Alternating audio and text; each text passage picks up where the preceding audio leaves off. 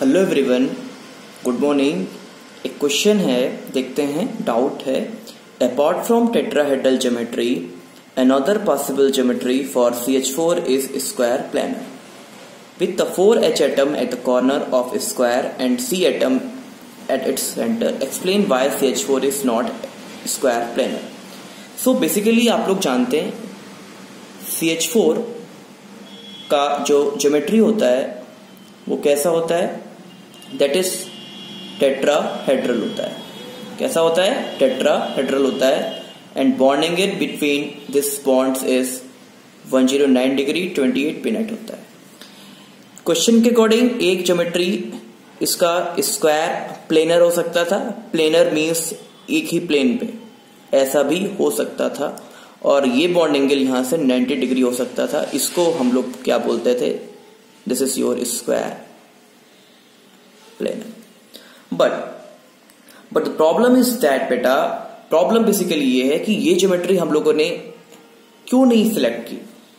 आपको पता है according to VSEPR theory, that is valence shell electron pair repulsion theory, the repulsion between,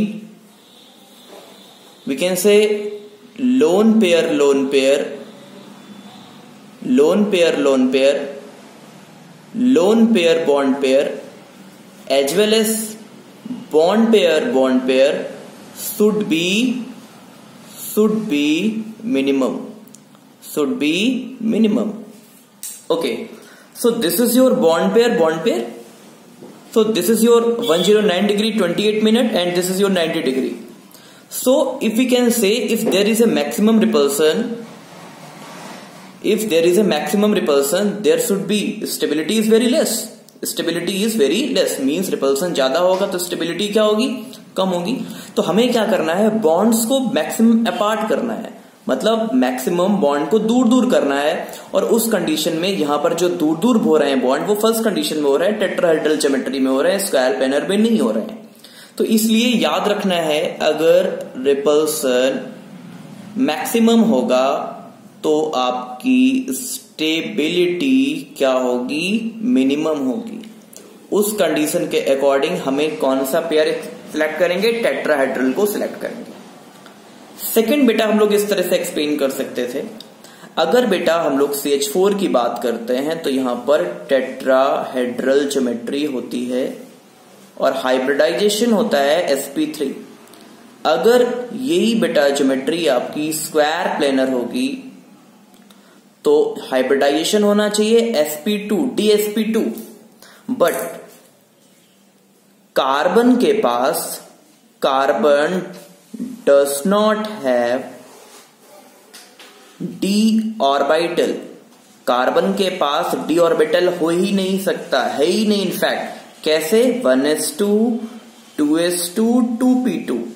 so d का कहीं combination ही नहीं बनेगा हाइब्रिडाइजेशन में बेटा। दैट मीन्स कभी भी dsp2 हो ही नहीं सकता। इसलिए ये ऑलवेज क्या होगा? sp3 हाइब्रिडाइज्ड कार्बन होगा और उस हिसाब से उसका जो ज्योमेट्री आएगी वो टेट्राहेड्रल आएगी।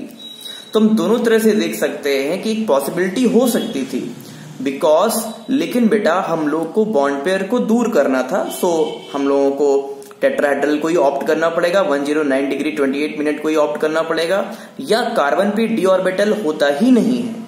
ओके, तो उस कंडीशन में हम dsp2 नहीं ले सकते और हमें मैक्सिमाइज करने के लिए बॉन्ड एंगल हमें फिर टेट्राहेड्रल ही लेना होगा। ओके, सो आई होप आप लोग को समझ आया होगा। Thank you.